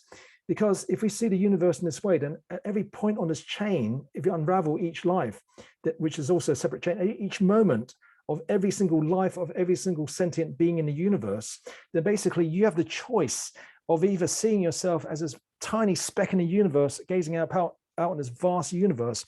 And the universe, as we saw, is vast, Lanaikas, 100 billion galaxies, and there's only a fraction of the universe. Okay, now this sounds really kind of insane, but it is absolutely rational. We saw that the universe is immense. It is huge, but there's another hugeness. It's the hugeness of time. Basically, if you have the hugeness of the entire universe, every single sentient being represented by a bead or a pearl in the universe, that's lots and lots of pearls, billions, trillions, zillions of pearls, each strung out as a string of consciousness. Okay, and all these strings joined end to end. Now, there's another hugeness, which is to do with the hugeness of infinite time. That if you string out all these beads on this huge chain, Okay, and then you divide this chain and the number of beads on it by the number of beads contained in this huge spatial universe, then you divide the two with each other, the number you get is exactly 1. Okay, it means that basically there is a minimal solution, completely, utterly simple solution to the problem of identity cosmopsychism. And also explains why these philosophers were saying, Deus factus sum, I've become God, Hegel claiming to be God. And, the central mystery in Christianity, Christology, which is how is a person, this guy walking around Palestine 2,000 years ago, but then how is he simultaneously God? It is the mystery of the Holy Trinity. It is Wadat al-Wujud in Islam. It's basically Vajrayana, Buddhism, Taoism, etc. It is this central truth. What we're saying is basically there is a completely rational way of understanding science now and understanding all that we know about consciousness and the brain and this unified life intelligence theory, weaving it all together with all these lines of inquiry from philosophy and mathematics, like the Mandelbrot set ideas of Platonic existence.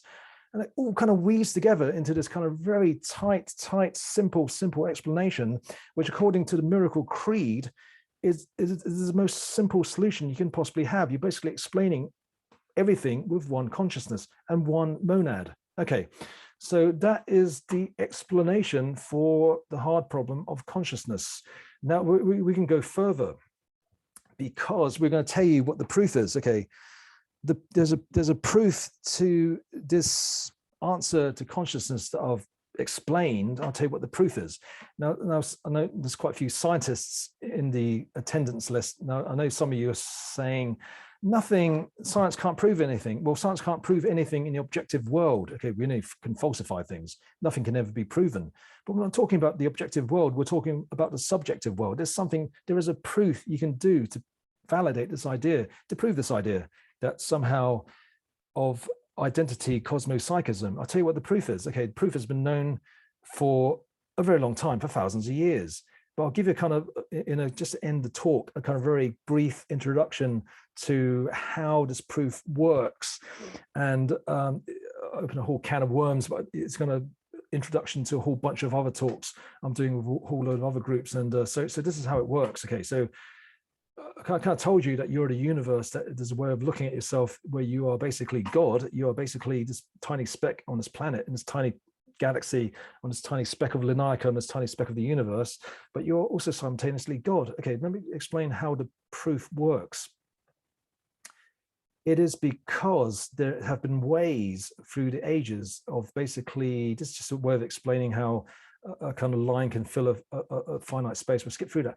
It's basically a way, it's called non-duality. It's basically that there's a proof, because there's always been a state called non-duality, the state of being one of the universe, being one with God. And this is why people have come out with these ideas of, becoming God or becoming one of the universe. So historically, the proof has been divided into two sections. Okay, there's basically two ideas. Well, actually 3 ideas. I'll explain what the third one is. Essentially, all through the ages, all through the centuries and millennia, basically this idea that basically you attain this idea of non-duality, of being one of the universe, experiencing things as they really are, being totality of all existence, through 2 paths. And the 2 paths both involve basically conquering or overcoming fear and desire. So, okay, let me give some background. Okay, so basically, if we're starting with one consciousness, then what are the fundamentals of your existence? It's basically that I am, okay, but the question is, who am I? Okay, so this gives the answer. Also, the fundamentals, I believe, of existence, of your subjective world, of basically this one consciousness, is basically to be or not to be. It's pleasure and pain, it's fear and desire, it's good and evil. Okay, now how it works is basically they're saying that basically all these holy texts, all these previous paths, they're saying basically fear and desire are basically the driving forces in your life and in the universe. That somehow, if you can overcome fear and desire, then you shall experience non-duality. You basically go to the base state. You've won. You've cracked the puzzle. You've won the prize.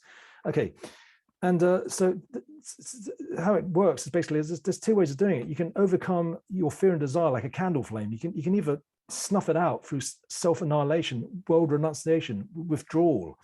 Okay, so this is stuff like meditating in a cave, or in the Gospels, there's this mystic called Jesus, meditates for 40 nights and days in the desert without food. Okay, we would have been drinking water. There's actually a meditation technique in India and Tibet called living on air. Okay, so this is literally a path of contraction. If you don't eat for 40 days, you're close to the point of death. You're going to become very thin. But the idea is basically by contracting yourself, you still your fear and desire. If you're nutty enough to go to the desert and not eat 40 days and nights, then you're probably quite far on the path anyway. Anyway, the other path is paths of expansion, where you basically overcome your fear and desire by going into the world, by learning about the world, by overcoming the world. So this is Tantra, this is Kabbalah, this is what the Corpus Hermeticum is all about, essentially. It's going into the world, attaining abilities, attaining skills, attaining power, essentially, inside a world, in order to achieve good, in order to serve nature, in order to serve the cosmic process. I mean, the way of the Jedi, if you like. Okay. Now, okay, so this is another way of stilling fear and desire. Now, the third path is probably the most familiar to a lot of you. Okay, the third path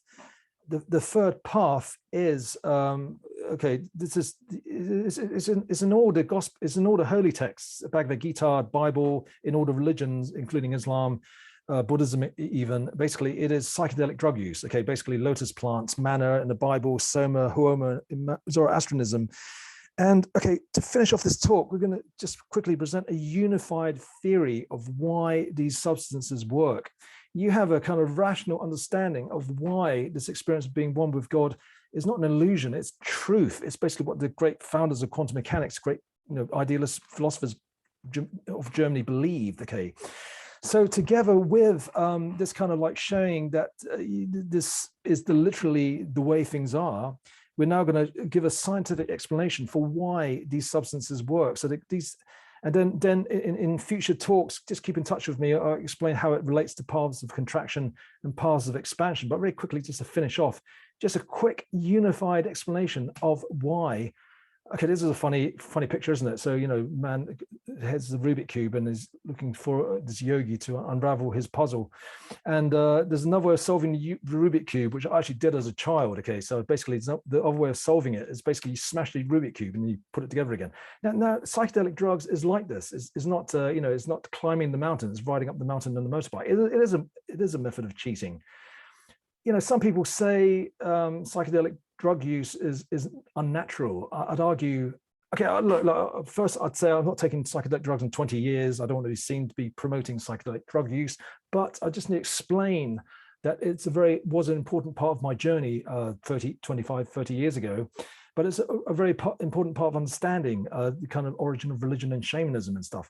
So it is a shortcut, and people say it's unnatural, but then meditating in a cave isn't particularly natural. Starving yourself in the desert for 40 days and nights isn't natural either. So it's probably arguably the most natural way of doing things, actually, funnily enough. Again, I don't want to be seen to be promoting psychedelic drug use. Okay, so no unified theory of why psychedelic drugs work. Okay, this is how it goes. Okay, so we basically cover every single major entheogenic psychedelic drug with a reputation for working. We're talking about historical holy texts, like say the blue lotus of the Nile mentioned lotus eaters in the greatest myth of antiquity, Odysseus, Bhagavad Gita, lotus soma drinkers. Sanskrit texts describe the kind of lotus plant as soma, and soma means to press out and extract. So, cannabis, the Hashashin, the kind of Shiite Ismaili sect, and Sufism uses hashish to attain these mystic states of connection with Allah. Witches' weeds, again, a kind of historical kind of like, kind of reputation for producing the goods. And obviously the kind of mainstay of kind of much of the world's shamanism in kind of Scandinavia, in kind of Mongolia, Manchuria, Far East, etc. The fly agaric mushroom. Okay, so really, these are the main ones. And in terms of modern psychedelic sacrament, it's really been LSD that's been the main kind of workhorse of why people have been having these mystical experiences. So we basically go through all these major kind of substances, and we're going to show a common site of action. Okay, there's something that they're doing that's actually the same. So even though they activate different pathways, they activate different neurochemical systems, you see these are all different kind of neurotransmitter systems that they influence, and they're all different. But somehow they all produce states of being one with God, or one with the universe, or states of transcendence or non-duality. Now, why? What's the common factor? If you can see what the common factor is, then you can understand why it works and what it has to do with the powers of contraction and powers of expansion, overcoming fear and desire. Okay, let me explain what it is. Okay, we'll go through every substance in this diagram, explain at the receptor level what they're doing to explain how it works. Okay, so firstly, we take serotonin, dopamine.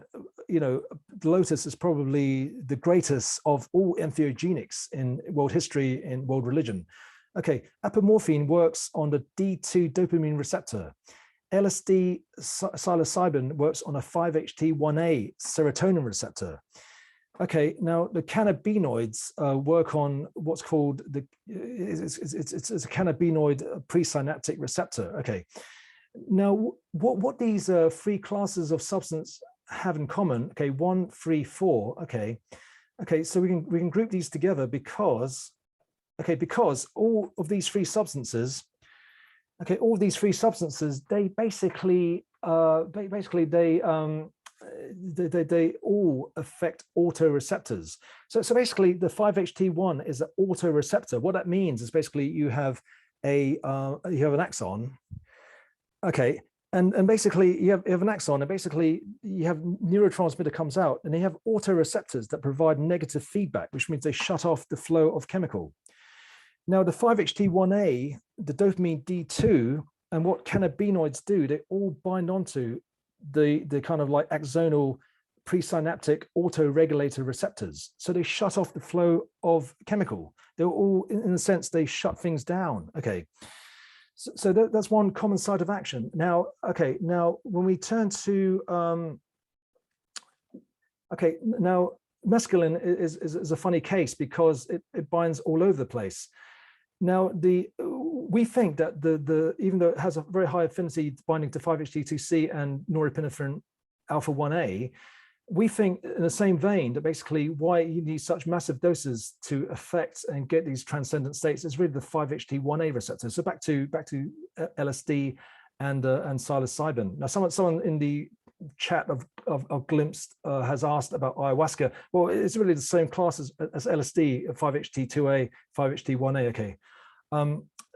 Anyway, so if we go to the others now. Okay, so basically, in a sense, we've kind of accounted for the kind of 1, 2, 3, 4 in terms of this presynaptic autoreceptor action. It's shutting off the flow of these different chemical systems. Oh, I've got to explain cannabinoids. Okay, cannabinoids basically, how all cannabinoids act is basically they are produced in the post-synapse. They're manufactured, and this is quite unusual. They're retrograde transmitters. They go backwards into the presynapse, and they shut off the flow in the presynapse. So again, it's the same thing as dopamine D2 and serotonin 5-HT1A. Okay, now we need to explain the last two items on this diagram, which is kind of acetylcholine. Okay, this is the classic witches' weeds. Okay, belladonna, henbane, mandrake, and datura. Now, essentially, they bind onto what's called the acetylcholine muscarinic receptor.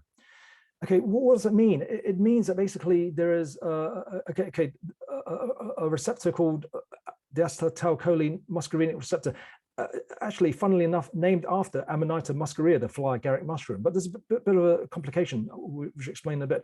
Anyway, all these substances either produce, so belladonna has atropine, henbane has scopolamine, mandrake and datura are a cocktail of atropine, scopolamine, hyoscyamine.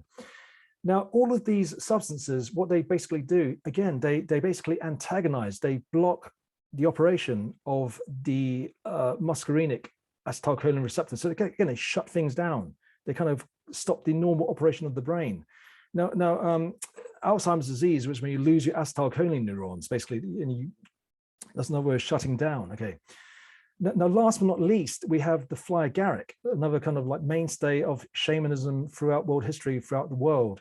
Okay, so this is complicated because even though the muscarinic receptor was named after the fly agaric Amanita muscaria, the actual site of action of fly agaric mushroom is actually muscimol, which is actually a gamma aminobutyric acid receptor, which is the main inhibitory neurotransmitter of the brain.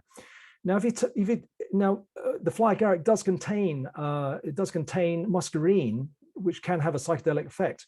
But if you took enough fly agaric to get the psychedelic effect of muscarine, you're basically dead many times over. Your heart stopped beating, and you're poisoned basically. But the active ingredient is actually muscimol. Okay, that produces the psychedelic experience. Now, what muscimol does? Okay, what muscimol does? It binds onto the main gamma aminobutyric acid receptor, which is the main inhibitory neurotransmitter in the brain. Now, okay, importantly, muscimol, it actually binds onto the same site that the actual chemical gamma aminobutyric acid binds onto. Okay, so it's actually jamming itself into the receptor and really forcing that kind of inhibitory signal through. Okay, it's very strong inhibition. Now, barbiturates, tranquilizers, and alcohol also bind onto the same receptor, but they bind onto kind of auxiliary sites that modulate the strength of the main receptor, which muscimol binds onto. What it means is that all these kind of psychedelic drugs, they are inhibiting, in a sense, they are doing paths of contraction. They're shutting things down. In the same way that near-death experiences can also produce psychedelic, kind of mystical states. Now, importantly, all these receptors to do with all these different psychedelic drugs, they are massively, heavily concentrated in the emotion centers, exactly those centers of the brain to do with fear and desire. So what we think is basically you can have powers of expansion and powers of contraction, which, both ways of basically overcoming your fear and desire. But we think the real entheogenic common ground, common factor behind all these historical and mainstay current day entheogenic substances is essentially they're shutting down your fear and desire centers to get the state of transcendence, to have this perfect puzzle, perfect solution to the puzzle, transiently. And then all the other effects, the kind of swirling patterns, the kind of like bright colors, there are auxiliary other receptors going on. Okay. So that's it. So basically that is, to sum up, essentially that is a kind of like way of actually, solving the mystery of consciousness by answering the solution that David Chalmers proposes to, the option of idealism that he says is an option that's safe for academics now to consider, but solving in such a way that it's actually the same answer that the kind of founders of quantum mechanics were either fully believing in or sympathetic to, and also what's fully believed by the kind of like the great German idealist philosophers, and also your great romantics, your great poets, your mystics, your founders of world religion, and your shaman, etc. And coupled with a kind of explanation of why, a rational explanation of why these kind of mystic states happen. Okay, so to sum up, there is basically a movement in this world to kind of restore this idea for the 21st century. This idea of restoring the ancient mysteries, exploring essentially the truth of religion, essentially for modern times. It's a very current thing, this idea of restoring the mysteries of Eleusis, where the ancient Greeks drank this kykeon to have this experience of being one with God. Okay, we don't know what a kykeon is, but it could have been one of the substances we talked about earlier. And even Sam Harris, the militant atheist who doesn't believe in God, presumably, in a 2020 podcast on his YouTube channel, check it out, Sam's Mushroom Trip, actually advocated the reinstating of the Eleusinian mysteries for the 21st century, so that we may, I'll quote him, so we can have ethics, politics, and culture generally that has its priorities straight. Mad. I mean, the kind of militant atheists advocating the return of a institution whose central aim was union with God, and also people like Jordan Peterson, again advocating this return of the Eleusinian mysteries, and obviously the psychedelic trance crowd, your Burning Man crowd. This is like a movement, I suppose. And Brian Mararescu's book, The Immortality Key, which is all about the idea that Christian Eucharist was essentially a kind of like a psychedelic sacrament. With this, and now in the Catholic Church, the Anglican Church, the psychedelic's been taken out. This is this idea that somehow in the 21st century we can restore the kind of truth of what the Eucharist was about. They can actually restore for the 21st century the Eleusinian mysteries together with the kind of like metaphysical and cosmological understanding that went with it, which is exactly what is the solution to the mystery of consciousness is. Okay, so I guess we will wrap it up there. Okay, that was a one long continuous talk with no break for an hour and 45 minutes. So we covered a lot of ground. Anyway, I guess we can take some questions. If anyone has any questions, then we can answer them. So give you a couple of seconds to think while I have a little drink.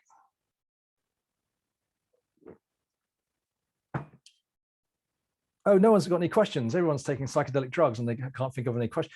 No, basically, if no one's got any questions, then I shall end it there, unless anyone wants to ask any questions. Then I shall either look for questions here or else I will end the talk. Okay, anyway, marathon session, and there's a new message. Okay, there's a question. Will the recording be available? Well, Doug, hopefully, yeah. So I think it's recorded nicely, and I think it's I hope it's recorded nicely. So we'll put it up soon. Okay. So anyway, okay, that was one hell of a marathon session. That's probably the longest single continuous Zoom talk I've done without Q&A, and we're gonna stop it there. Okay, so. Okay, follow me on social media, and there'll be loads more talks. Okay, awesome talk. Thank you so much. It's funny, yeah, it's funny kind of talking, to no faces. It's kind of a real kind of challenge. It's like talking to myself. Well, I'm all by myself, so that's what talk is about. We're all alone, but we're also with the universe. Okay, so anyway, fantastic. Okay, thank you everybody. Thanks, Wei. Thank you for joining, and thank you everybody. And the next talk is going to be 28th of August. And it's all going to be about synchronicities. Okay, this is this stuff not talked about for a long time. I tell you something insane. This is really insane. Okay, let me talk on a little bit longer. I used to think, this is a plug for the next talk. I'll just give you a taste of it. I used to think synchronicities was a load of nonsense. I used to believe that synchronicities was rubbish. I saw this kind of documentary in my teens about Carl Gustav Jung and the Scarabs, who I thought, so what? I read Celestine Prophecies, I read Cosmic Trigger, what a load of New Age nonsense. Anyway, I got into the psychedelic scene. I left it because a friend of mine died. And then after that, like, life became one crazy synchronicity trail. I tell you, it's crazy. And I tell you, I'm going to really expand on this in the next talk. But seriously, I realized in the past, literally in the past few months, actually, that basically all these crazy synchronicities that on their own are just wacky and completely strange. They all kind of interlink. I just realized in the past few months, it's absolutely insane. Let me give you an example. Of can you get stuck in a trip permanently on psychedelics? Well, Muhammad, I mean, this is what it is. I'm in normal reality, but it's like I'm still in a trip, because these are synchronicities. It's almost as if my life became a trip, but I'm still in consensus reality. It means basically that things happen in my life that are synchronous, and it means I can actually, demonstrate, prove that these synchronicities are actually happening. I'll give you one example. I can actually prove. Okay, like 2004. Okay, I gave a talk at this New Age center. Actually, it's a real hardcore psychedelic center. And okay, I was going to start a new job the next day at this funny church called St. James's Church, Piccadilly, which is a major kind of religion New Age center. This is insane. Anyway. The talk ended, and I followed this lady home back to her house because I thought there'd be sex involved. And we stopped off at the 7-Eleven, and basically I was a bit impatient because I had a job to do next day, and lots of things going on in my mind. Anyway, this is insane. As I walked out the shop with my lady friend, there was a bag lady sat in the street outside the 7-Eleven, and she said, "Do you want my book?" No, she said, "Do you want to buy my book?" I said, "No, I don't want to buy your book. I'm basically, I don't give a damn about your book, Anyway, she showed me the book. She said again, "Do you want to buy my book?" I looked at the book. what was the book called? The book was called Way Way. It's my name written twice. Way Way. Okay, this is insane. Okay, and I said to her, look, that's my name. And so she gave me the book. Actually, and I walked home. Okay, and then I started my new job the next day. Anyway, the synchronicity trail continues because I was working at the same church. This would have been 4 years later. And I was working on a memorial service, okay? And I was standing at the back of the church, flicking through the orders of service. A lady had died recently. This is a memorial service. It's quite a big event because the church, the Prince of Wales sent a representative, Prince Charles. He wasn't there, but he sent a representative. So she's a well-connected lady. And I flicked open the order of service. I read through, and who's the lady? She is the ex-wife of the guy who wrote the book Way Way, Nicholas Guppy, Shusha Guppy, who's actually, funnily, the mother and father of this Darius Guppy guy who tried to conspire with Boris Johnson to beat up some journalists. There's that famous kind of leaked phone conversation. Anyway, so I'm working in the church, and then basically the lady, the ex-wife of the guy who wrote the book, I'm working on her memorial service. And then 10 years later, on the last day I'm working at the church, I drive back home. I stop quite near that 7-Eleven. I stop at the traffic light, and who's crossing the road? It's the same bag lady. July, hot, humid day, wearing too many clothes with her bags. It had to be her. Insane. Anyway, these synchronicities just keep adding up, and they're all interlinked. Did you get it? They're all kind of like it's like I can prove it because basically they are matters of fact. I can prove that these things have happened. It's almost as if I can succeed in creating true AI and basically revealing the mystery, explain consciousness, and do all the other stuff, there's also the synchronicity trail itself will be proof of the mystery.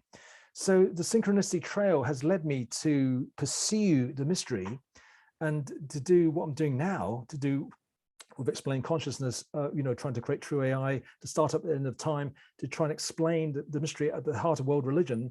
But then if I succeed, then my life itself, the synchronicity trail, would itself be validation, but also proof of the mystery. Anyway, tune in next month for the next thrilling installment of this kind of series of Zoom talks, which will just keep going on. I'll just keep giving talks for the next years and decades. And so do tune in, and hope to see everyone here, because there's so much to talk about. Okay, so much to talk about.